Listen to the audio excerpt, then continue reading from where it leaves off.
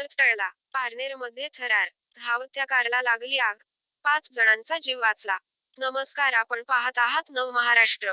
एक धक्कादायक बातमी पारनेरवरून समोर येत आहे. अहिल्यानगर जिल्ह्यातील पारनेर तालुक्यात जामगाव रोडवरील मते वस्ती येथे उष्णतेमुळे धावत्या कारला अचानक आग लागल्याची घटना घडली.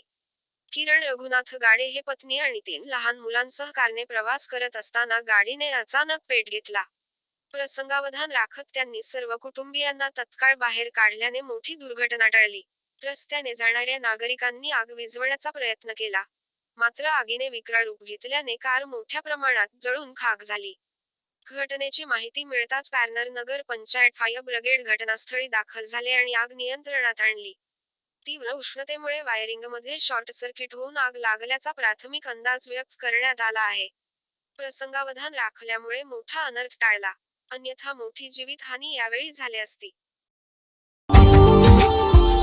Subscribe now and press the bell icon.